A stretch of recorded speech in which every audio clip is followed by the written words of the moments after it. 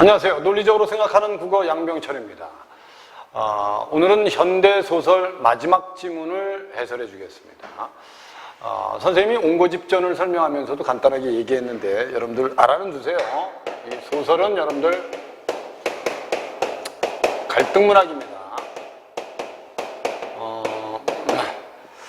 이런 갈등문학에서 과연 중요한 건 이 갈등이 생긴 원인이 중요합니다. 이해되셨죠? 그래서 이 원인을 이해하면 우리는 뭘 이해할 수 있다? 주제를 이해할 수 있다.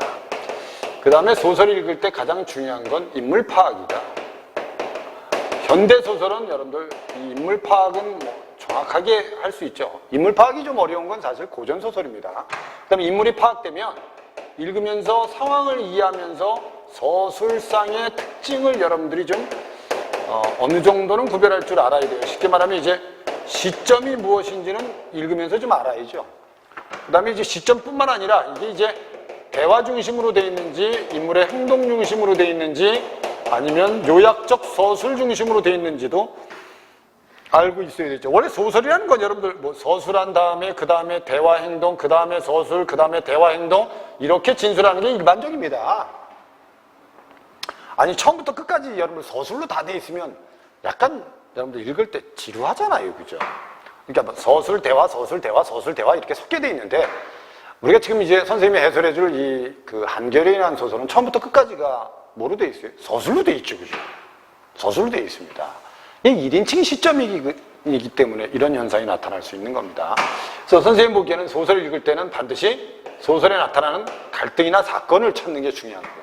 그 다음에 그 원인을 여러분들이 좀 생각해 보는 게 좋다. 읽으면서. 아니면 이거 생각 안 해도 돼. 그냥 갈등문학이라는 거 알고 인물 파악하면서 서술상의 특징 정도만 구별해서 읽어. 그리고 가장 중요한 건 이제 전체적인 뭐가 이 소설의 상황이 어떤 상황인지를 구체적인 상황을 이해하면 되는 거야.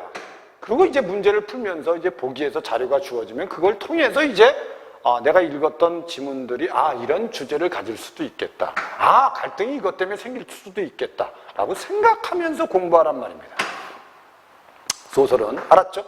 그리고 선생님이 미리 얘기하는데 수능 EBS 수능 특강에 보면 수특 문학이 있는데 이 수특 문학은 여러분 공부를 하고 나서 제발 부탁이야 3번 정도는 복습을 하셔야 돼요. 특히 본인이 약한 부분이 있죠. 특히 여러분 3, 4등급 정도 되면 고전문학이 약해요.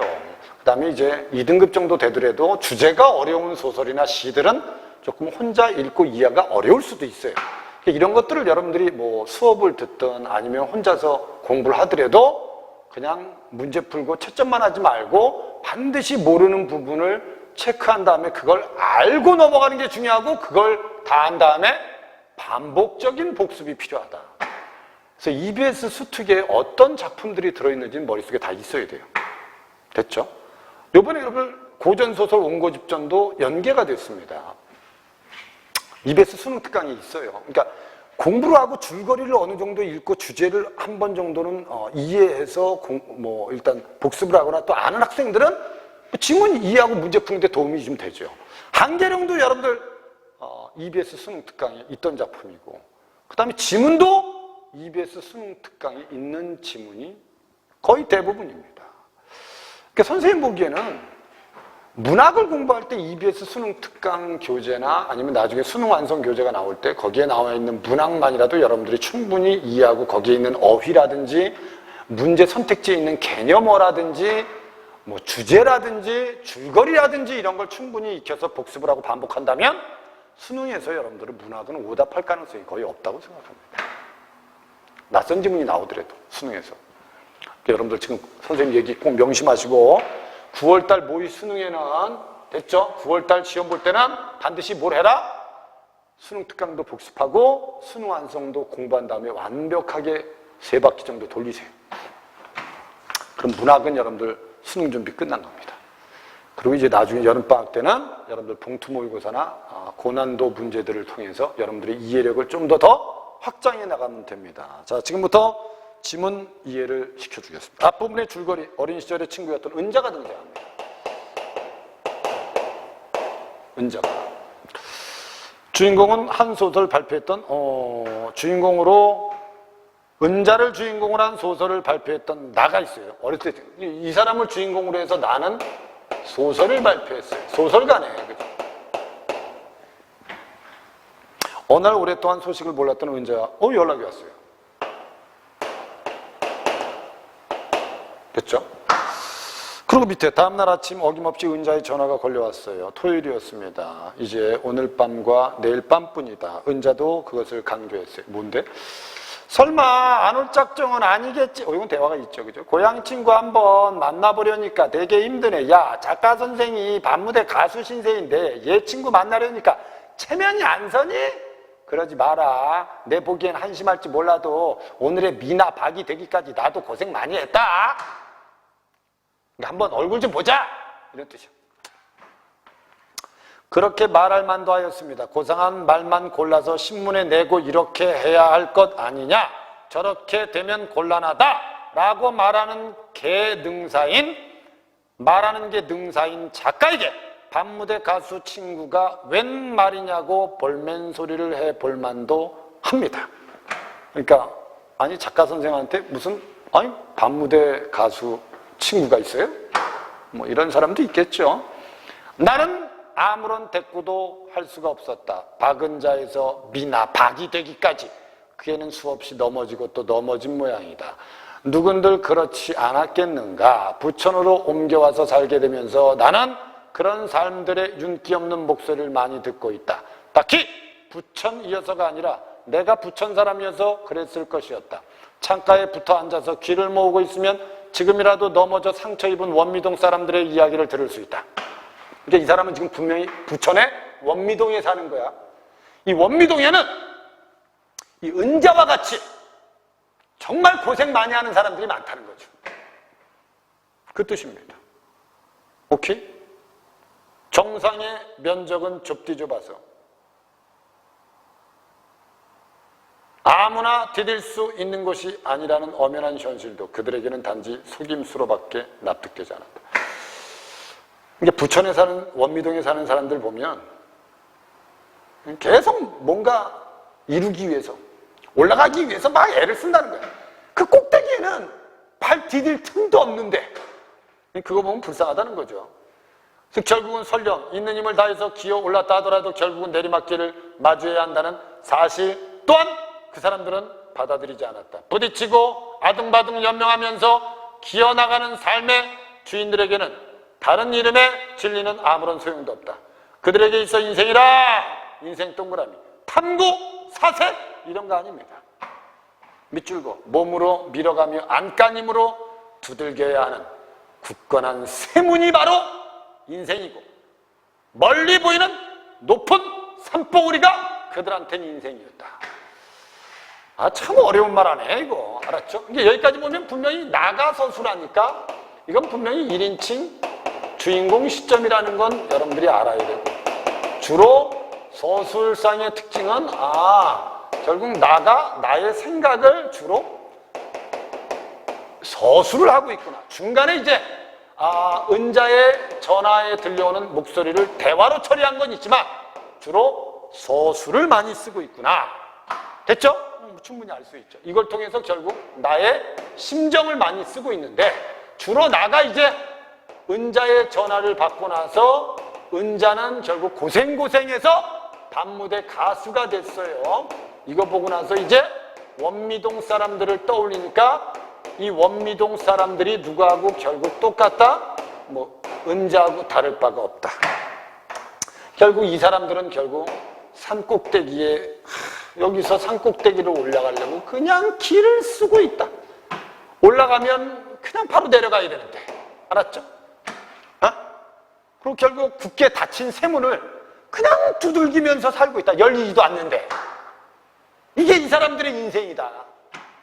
결국 성공하기 위해서 그냥 애를 쓰고 있는 사람들이 바로 원미동 사람이고 그 사람하고 똑같은 게 바로 은자다. 중량 밑에 1년에 한 번씩 타인의 낯선 얼굴을 확인하러 고향 동네에 가는 일은 씁쓸할 뿐이었습니다. 이제는 그 씁쓸함조차도 내 것으로 남지 않게 될 것이었습니다. 누구라 해도 다시는 고향으로 돌아가지 못할 것이었다. 고향은 지나간 시간 속에 있을 뿐이니까. 누구는 동구 밖의 느트나무나 갯마을의 짠 냄새로 동네를 끼고 흐르는 긴 강으로 고향을 확인하면서 산다고 했다. 맞지? 양명철이가 이제 고향을 떠나서 도시에 왔어. 근데 도시 생활하다 보니까 고향에 못 가. 이제 먼 훗날 우연히 이제 고향에 간 거야. 근데 거기 느트나무가 하나 딱 있어. 그러면 이제 그 느트나무 하나 가지고 이제 나머지 고향을 떠올리겠죠. 이렇게 고향을 떠올릴 수 있는 소재들은 하나씩 있다는 거예요. 뭐 강이 있든 나무가 있든, 알았죠? 뭐가 하나 있는데 나라는 인물한테 바로 이런 존재가 바로 누구다? 은자라는 겁니다. 내게 남아있는 마지막 고향의 표지판은 은자다. 은자는 그래서 고향을 떠올릴 수 있는 뭐다? 표지판입니다. 근데 보이는 것들은 큰 오빠까지도 다 변했지만 상상 속의 은자는 언제나 같은 모습이거든. 은자만 떠올리면 옛 기억들이 내게 남은 고향의 모든 숨소리가 손에 잡힐 듯이 다가오거든. 됐죠? 내가 새 부천 클럽에 가서 은자를 만나버리고 나면 그때부터는 어떤 표지판에 기대어서 고향을 떠올릴 수 있을까? 이게 이제 안 가는 이유야. 은자를 만나러 가지 않는 이유. 그래서 이거는 주로 무슨 갈등이 나타났다고 보시면 돼요? 내적 갈등이 나타난 겁니다. 나의 내적 갈등. 나의 내적 갈등은 왜 나타난 겁니까? 결국 은자한테 연락이 왔어요. 그래서 은자가 보러 오래. 근데 은자를 보러 안 가. 안 가는 이유는 결국 고향의 표지판을 잃어버릴까 봐 가지 않는 겁니다. 이거하고 똑같아요. 병철이가 초등학교 때 첫사랑이 있었고 뭐 중학교 때 뭐 첫사랑이 있었다고 치자. 알았죠? 그리고 나중에 이제 나이가 들었는데 아니 그 옛날에 첫사랑이 전화가 왔어요. 병철아 잘 살지? 응? 됐죠? 병철이가 아니 그 전화 받고 나서 옛날 이제 첫사랑을 떠올릴 거 아니에요? 옛날에 그 순진했었는데 뭐 집에까지 데려다주고 뭐 집에서 다시 내 집까지 버스 타고 오지 않고 걸어오고 막 이런 아주 여러 가지 추억이 있을 거 아니야? 그 첫사랑 전화를 받자마자 그게 딱 떠오를 거 아니야? 됐죠? 근데 중요한 건 이때 병철이가 그 첫사랑을 만나면 안 되니까 만나면 안 돼. 만나면 이제 나의 그 첫사랑의 아름다운 추억은 그냥 아웃이야. 그냥 아웃. 가면 안 된다. 너희들 혹시나. 그냥 얘 추억으로 남겨놔야 돼. 병철이가 그냥 갔어. 전화 받고. 그럼 뭐 하겠어? 병철이처럼 똑같이 늙어가지고 배트 나오고, 알았죠? 살 퉁퉁 쪄가지고, 선글라스 끼고, 얼굴에 기름 잘잘 흐르고, 돈 좀 있는 아줌마 돼서 나타나서, 너 잘 사니? 이렇게 지랄할 거 아니야. 그럼 옛날에 그 예뻤던 그 아이의 모습이 아니면 병철이의 첫사랑은 그 여자를 만나는 순간 아웃! 이렇게 되는 거야. 이거 똑같은 거야 지금. 그러니까 나라는 인물은 분명히 은자가 고향의 표지판이야. 은자를 통해서 고향을 떠올려. 다른 사람들도 나무를 통해서 고향을 떠올리고 강을 통해서 고향을 떠올리듯이, 알았죠? 근데 은자를 만났어. 근데 은자가 옛날의 모습이 아니야. 그럼 나는 도대체 고향을 뭘 가지고 떠올려야 되냐 이거야. 그래서 결국은 나는 은자를 만나러 가지 않는 겁니다. 이유 이해되죠? 그럼 결국 은자가 전화 왔어요. 근데 나는 은자를 만나러 가지 않는다. 이유는 뭐냐? 고향의 표지판을 잃을까 봐. 끝입니다. 밑에 있는 거. 은자의 지금 모습이 어떤지 나는 전혀 떠올릴 수 없어요. 설령 클럽으로 찾아간다 해도 그 애를 알아볼 수 있을지 자신 없어. 내 기억 속의 은자는 상고머리고 떼낀 목덜미 물들은 박씨의 옥센 손잡, 그 다음에 터진 겨드랑이 사이로 내보이던 낡은 내복의 계집아이였어요. 아주 순진한 아이였죠. 30도 훨씬 넘은 중년 여인, 그 애를 어떻게 그려낼 수 있겠어 내가? 수십 년간 가슴에 품어온 고향의 얼굴이 은자인데 현실 속에서 만나고 싶지 않았다. 이해되지 이제? 라고 나는 생각했습니다. 만나버린 뒤에 내가 위안을 주었던 유년의 소설 속의 그 시대로 쓰러지고야 말리라는 불안감을 떨쳐버릴 수가 없었다. 그렇다 하더라도 이미 현실로 나타난 은자를 외면할 수 있을지는 그것만큼은 풀 수 없는 숙제였다. 토요일 밤 나는 결국 원미동 내 집에서 보내고 말았다. 은자 보러 안 간 거야. 결국 일요일 동안 나는 전하 곁을 떠나지 못했다. 왜? 은자가 이제 또 화가 나서 너 기집애 진짜 너무한다 너! 이렇게 전화하지 않겠어요? 그죠? 전화가 올까봐 그녀의 질책을 나는 고스란히 받아들일 작정이었습니다. 나는 그 애가 던져 올 말들을 하나하나 상상하면서 전화를 기다리는데 전화는 오지 않았답니다. 요 뒤는 이제 전화가 옵니다. 결국 은자를 보러 가죠. 그리고 은자의 밤무대에서 노래 부르는 모습을 봅니다. 그때 이제 은자가 부른 노래가 한계령입니다. 저 사는 내게 오지 마라 오지 마라 내려가라 내려가라 라고 한다는 거죠. 노래 가사가. 결국 너무 위로 올라가려고 바둥바둥 살지 말라는 거야. 그리고 그 노래를 듣고 나서 이 사람이 떠올린 게 바로 오빠입니다. 이 오빠가 바로 아버지가 일찍 돌아가시고 나서 밑에 있는 동생들을 키우기 위해서 정말 바둥바둥 올라가기만 한 사람이에요. 근데 지금은 이제 옛집을 팔아버리고 매일 술을 먹는 사람이 돼버렸다는 거죠. 이해됐죠? 결국 옛집도 팔렸다는 건 결국 옛집도 나한테는 고향을 떠올릴 수 있는 표지판인데 그것마저도 없어집니다. 이해되죠? 이 한계령이라는 소설은 어떻게 보면 아둥바둥 진짜 성공하기 위해서 애쓰면서 참 살아가는 사람들이 서민들인데 그 서민들이 참 불쌍하다. 그래서 이 서민들의 삶에 대한 연민이 나타나 있다고 생각하시면 됩니다. 됐죠? 그럼 문제를 한번 보겠습니다.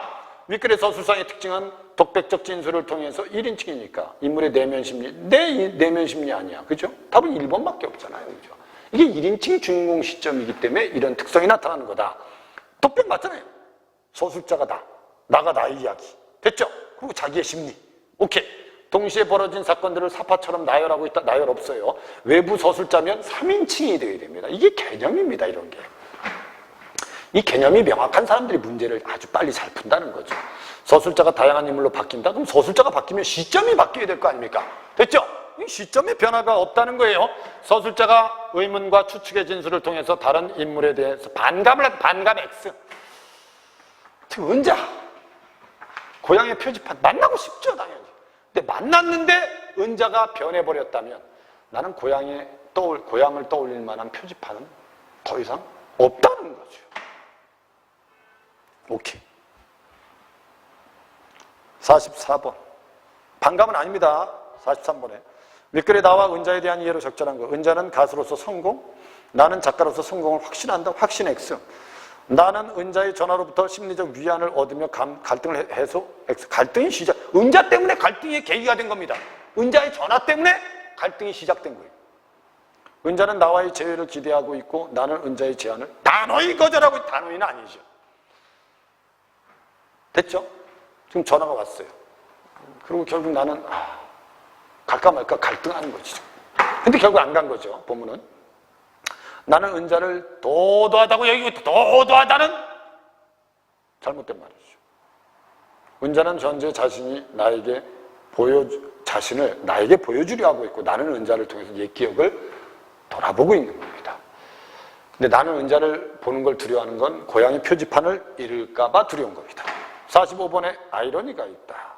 반어보다 더 넓은 개념인데 소설에서 어떤 인물의 행위나 내면 그리고 그가 살고 있는 세계에서 대립적인 두 의미를 동시에 찾아낼 수 있는 아이러니가 발견된다. 우리가 이때 대립적인 의미는 양면성을 생성한다. 한계령에서는 인물이 바라보는 대상, 인물의 행위와 의식의 대립, 인물의 심리 등에서 양면성을 발견할 수 있다. 이것도 반어다.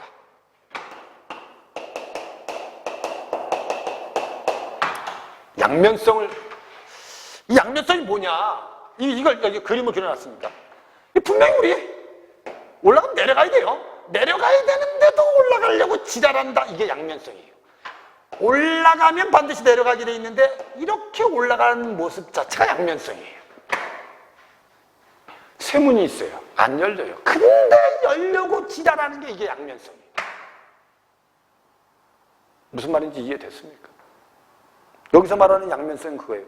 인물이 바라보는 대상, 인물의 행위와 의식의 대립, 인물의 심리 등에서 이런 양면성이 있다. 됐죠? 무슨 말인지 이해되죠? 1번을 보면 결국 내리막길을 마주해야 하는데도 있는 힘을 다해서 올라가는 것도 양면성이다. 근데 뒤에 몸으로 밀어가야 할 굳건한 쇠문, 이것도 양면성이다. 근데 뒤에 있는 게 잘못됐어. 탐구하고 사색하려는 그들에게서 그들은 인생을 사색하고 탐구하지 않아. 그냥 닫힌 문을 그냥 열려고만 지랄해. 그러니까 이 수업을 듣는 학생들은 지금은 이제 수험생이라 열심히 공부하고 우리가 대학을 가야 되지만 대학교 가서 나중에 이제 여러분들 사회에서 직장을 갖게 되고 여러분들 나름대로 이제 돈을 벌게 되면 우리가 그 고전문학에서 배운 것처럼 어느 정도 자연과 인간의 삶의 조화는 필요하다. 그러니까 5일 동안 열심히 일하고 이틀은 그래도 우리는 여유롭고 그 다음에 생각하면서 자연과 더불어서 살 필요는 있다. 또 누구처럼 속세하고 단절하고 완전히 자연에 가라는 건 아닙니다. 알았죠? 그러니까 선생님 생각에는 요즘 우리 주변에 있는 사람들의 모습 보면 그냥 악착같이 돈 많이 벌려고 그냥 애를 쓰잖아. 결국은 나중에 번 돈 자식들한테 다 쓰고 죽을 건데. 그런 서민들의 삶을 보면 불쌍하다고 느껴진다는 거예요. 양면성입니다. 근데 여기서 서민들이 삶에 대해서 탐구하고 사색하는 그들이란 말은 잘못된 겁니다. 여기서 양면성은 닫혀있는 문을 열려고 한다. 닫혔는데 열려고 하는 게 양면성입니다. 이 문장이 잘못된 거예요. 답은 2번입니다. 1년에 한 번씩 고향에 동네에 가면서도 누구라 해도 다시는 고향으로 돌아가지 못할 것이라고 생각하는, 고향에 가면서도 누구라도 고향에 가지 못한다고 생각하는 의식이 양면성이에요. 고향에 가면서도 말을 또 생각은 뭐라고요? 누구라 해도 다시는 고향에 돌아가지 못할 거야. 가면서도 못할 거래. 양면성이에요. 변해버린 큰 오빠와 온전히 남아있는 큰 오빠. 양면성이야. 둘이 공존해. 양면성이야. 은자를 만나고 싶지는 않다고 생각하면서도 만나자는 은자의 전화를 기다리고 있는 것도 인물의 행동의 양면성이 있는 거야. 너희들의 양면성은 뭐지? 대학을 가고 싶다고 하면서 자는 거야. 제가 뭐라고? 대학을 가고 싶다고 하면서 자는 거야. 이게 인간들의 의식의 양면성이다. 됐죠? 남자친구, 여자친구가 그렇게 보고 싶은데도 전화 오면 됐어! 양면성이야. 이게 바로 45번 문제의 출제 의도입니다. 결국 인간들은 이런 양면성 속에 살고 있다는 뜻입니다. 설명은 여기까지 하겠습니다. 이해되시죠? 아까 선생님이 얘기한 것처럼 문학 공부를 어떻게 해야 되는지는 꼭 여러분들 머릿속에 숙지했다가 여러분들이 9월 모의 수능 준비하기 전에 반드시 여러분들 연계제 문학 작품들은 완벽하게 공부해서 복습을 좀 하시고 그 이후에 다른 문제집을 좀 형태로 문학을 공부했으면 좋겠습니다. 문법이나 비문학도 거의 같습니다. 여러분들 시험 본다고 고생하셨고요. 선생님 보니까 6월달 모평의 국어 1등급이 91점입니다. 됐죠? 작년도 걸 간단하게 얘기해 주겠습니다. 작년에 보면 6월달이 여러분들 89점이었고요. 9월달이 93점이었습니다. 수능이 94점이었습니다. 점점 가면서 1등급 컷이 올라가죠. 올해도 아마 이런 패턴으로 가지 않을까 싶습니다. 그래서 선생님 보기엔 9월달이 6월달보다는 좀 더 쉽게 나오지 않을까 라는 생각은 듭니다. 뭐 난이도 이런 거 떠나서 여러분들 일단 내가 준비를 잘해서 여러분들 틀리는 문제를 줄이면 여러분들 등급은 자연스럽게 올라간다고 생각하시면 됩니다. 일단 기말고사 준비도 잘 하시고 그 다음에 여름방학 잘 보내서 9월달에 여러분들이 목표한 성적을 꼭 이루길 바랍니다. 수업은 여기까지 하겠습니다. 감사합니다.